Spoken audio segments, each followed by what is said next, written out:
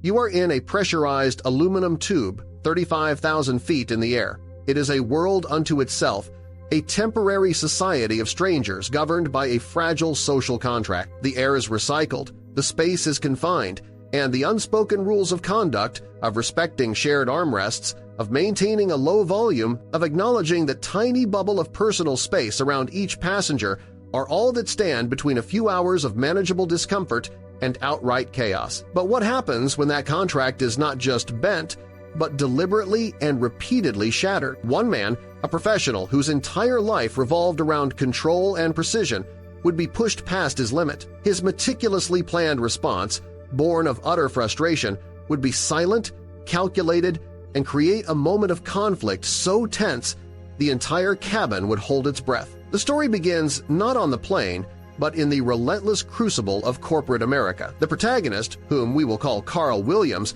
was a senior project manager for a top-tier technology firm specializing in cloud infrastructure. His job was a high-wire act of managing multi-million-dollar projects with zero tolerance for failure. For the past 72 hours, he had been in Boston, navigating the final, brutal stages of a landmark negotiation. This wasn't just another business trip. It was a career-defining moment. The deal on the table was a strategic entry into a new European market, a contract that would dictate the company's revenue forecast for the next fiscal year. His days have been a nonstop barrage of presentations to skeptical executives, technical deep dives with engineering teams, and tense, back-and-forth dialogues with the client's legal team. His nights offered no respite, consumed by strategy dinners where every word was weighed, and late-night calls to his own team in Seattle, dissecting every new development. Sleep was a fleeting commodity, snatched in 2-hour increments where his mind continued to churn,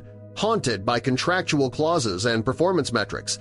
But he had won. After a final, grueling 8-hour session, the client had signed. The victory was immense, a testament to his skill and endurance, and it left him with a profound sense of accomplishment layered over an even more profound sense of utter exhaustion. Now, sitting at the departure gate at Logan International Airport, the adrenaline that had sustained him began to recede, leaving a hollow, aching fatigue in its place. The 5-hour flight home to Seattle was not merely a journey, it was a medically necessary recovery period. It was the only buffer he had to decompress before he was expected to be back in the office, sharp and ready to lead the project's implementation phase. To guarantee this sanctuary, he had weeks in advance used his own money to book a seat in business class. It was not a luxury. It was a strategic necessity. He envisioned the wide, comfortable seat, the precious inches of legroom, the quiet hum of a cabin where passengers respected the unspoken need for peace. It was a space where he could finally close his eyes without his mind racing, a small reward for a victory hard won. He watched the clock, the minutes crawling by. When the gate agent finally announced the pre-boarding for business class, Carl stood up, a wave of relief washing over him. He walked towards the desk, boarding pass in hand, just moments away from his desperately needed respite. But the gate agent's expression was not one of welcome. It was a carefully trained look of professional sympathy, a look that veteran travelers have come to dread. "Sir, I'm very sorry," she began, her voice soft, "but we have a seating issue. The flight has been overbooked." The word hung in the air, clinical and indifferent. The sanctuary he had paid for, the one he had been mentally clinging to for days, vanished. "I don't understand," Carl said, his voice low and controlled. "I paid for this seat weeks ago," the agent nodded. "I understand, sir, and I do see that in our system.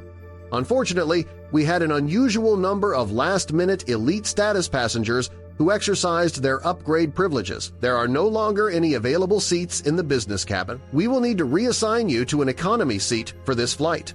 Carl's jaw tightened. His entire career was built on precise planning and risk mitigation. To have his own carefully laid plans undone by a corporate algorithm felt like a personal affront. "So let me get this straight," he said, his voice dropping further. "The flight is overbooked, and I, the one with a confirmed paid ticket, am the one who pays the price?" He tried a different approach, leaning in slightly. "Is there any way someone else could be moved? I really need that seat today." The agent's sympathetic smile remained. "I truly wish there was, sir. We can offer a full refund for the fare difference plus a $500 voucher for a future flight." a voucher, a piece of corporate script that could not buy back his lost peace nor mend his frayed nerves. He took the new boarding pass, a flimsy piece of paper that felt like a ticket to his own personal purgatory, and turned away from the desk. Defeated, he joined the long, chaotic queue for economy boarding. The environment was a jarring sensory assault. The air was thick with the cacophony of crying infants, raised voices, and the rolling clatter of carry-on bags. He was no longer an individual. He was just another body in the herd being processed. Finally on board, the reality was even grimmer. The economy cabin was a cramped, brightly lit tunnel of human friction. He found his seat, and after a struggle to wedge his bag into a packed overhead bin, he collapsed into the unforgivingly rigid chair. His knees were immediately, painfully, jammed against the seat back in front of him. That's when he felt the first kick. It was a sharp, distinct thud delivered with surprising force to the small of his back. He turned to see a small boy, perhaps 7 years old, grinning as his legs swung freely. Beside him, the boy's mother was completely absorbed in a magazine, utterly oblivious. Carl, believing in a direct and polite approach, leaned over. "Hey there," he said, forcing a friendly tone. "Could you please stop kicking my seat?" The boy's grin widened. For a brief moment, he was still. Carl turned back, hoping the problem was solved. Then, another kick landed, harder and more deliberate than the first. It was not an accident. It was a challenge. The plane ascended, a steady climb into the vast, indifferent sky. Carl leaned his head against the window, the cool glass a small comfort as he watched the world below shrink and dissolve into a haze. He focused on his breathing, a mindfulness technique he'd learned to manage the pressures of his job. Inhale, hold, exhale. But the physical reality of his situation made any mental escape impossible. The kicks resumed, a relentless, percussive assault against his seat. Each impact was a jarring reminder of his confinement, a physical intrusion that chipped away at his composure. It was a form of low-grade torture, a rhythmic pulse of disrespect that echoed the chaos he had tried to leave behind at the gate. He knew he had to escalate. Realizing that another appeal to the child would be an exercise in futility, Carl took one more deep breath, steeled himself, and turned around again. This time, his gaze was directed solely at the authority in the adjacent seat. "Excuse me," he said, his voice polite but noticeably firmer than before, a clear signal that this was no longer a friendly request. "Could you please ask your son to stop kicking my seat?" The woman finally looked up from her magazine, her eyes lifting with an expression of mild annoyance, as if Carl were the interruption. She glanced at her son, then back at Carl, and offered a dismissive shrug that was more eloquent than any words. "Oh, kids will be kids," she said, her tone suggesting the matter was closed. "He's just trying to keep himself busy on a long flight." The response was so dismissive, so utterly devoid of consideration, that it left Carl momentarily speechless. He had approached the situation calmly, reasonably, adult to adult. Her reply was not a negotiation. It was a stonewall. The unspoken social contract had not just been bent, it had been openly disregarded. Occupied at the expense of everyone else's comfort, Carl countered, the politeness in his own voice evaporating. Maybe now would be a good time for a little parenting. Her eyes narrowed. The disinterest was replaced by a flash of hostility. "Excuse me? Are you saying I don't know how to raise my child?" The argument had now crossed a critical threshold. The steady hum of the cabin was punctuated by their rising voices. Passengers in the nearby rows began to shift uncomfortably, their own bubbles of quiet anonymity pierced by the conflict. "If I had a child," Carl retorted, his frustration now fully unleashed, "I would make sure they understood how to respect other people's space." The woman shot back with sarcasm. "Oh, thank you, parenting expert. Why don't you tell me exactly how to entertain a 7-year-old on a 5-hour flight for your highness's comfort?" The argument had become a spectacle. At that moment, a flight attendant, drawn by the commotion, arrived at their row. "Let's all try to lower our voices, please," she said, her expression professionally calm but her eyes firm. But it was a new voice that cut through the tension. The elderly woman seated next to Carl, who had been silent until now, turned to him. Her voice was not angry, but it carried an undeniable weight of authority. "Young man," she said sternly, "that's enough. The boy has stopped. Continuing, this is only making things worse for everyone." Her words cut through his anger. Carl glanced around. Faces were turned toward him. He saw annoyance, discomfort, judgment. He had become part of the problem. The thought landed with a thud of embarrassment. He had lost control. He gave a short, sharp nod to the elderly woman and turned back toward the window, his face burning. For several minutes, a tense silence settled over the row. He had lost the argument. He had lost his composure.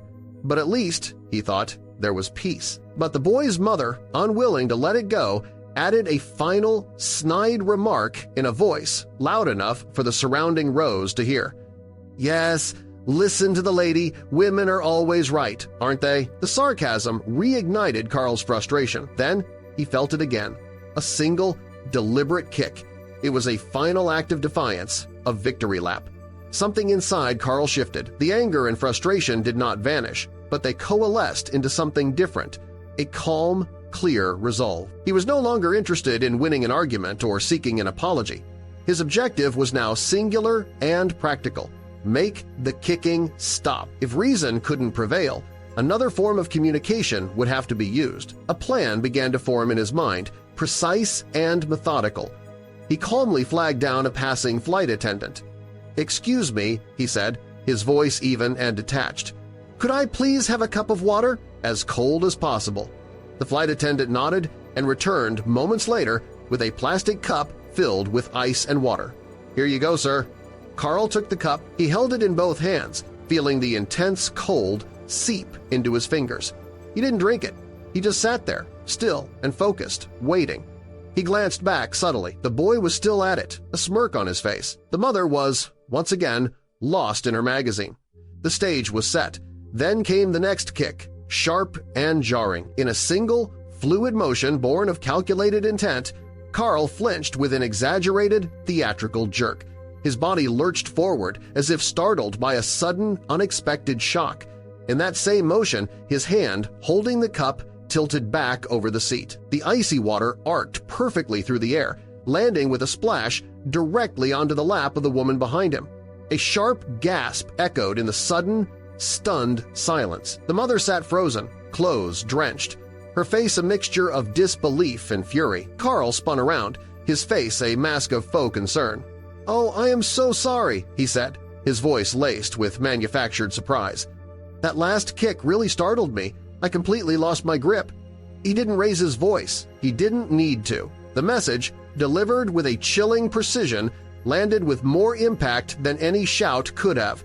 "It's just very difficult to hold on to anything," he continued slowly, "when your seat is being kicked, over and over again."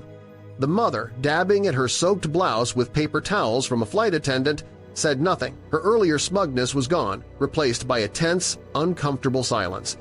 The boy was a statue in his seat, his game over. For the remainder of the flight, not another sound was heard from the row behind him. Carl leaned his head back against his seat, which was, for the first time, completely still. A faint, almost imperceptible smile touched the corner of his mouth. The problem had been solved.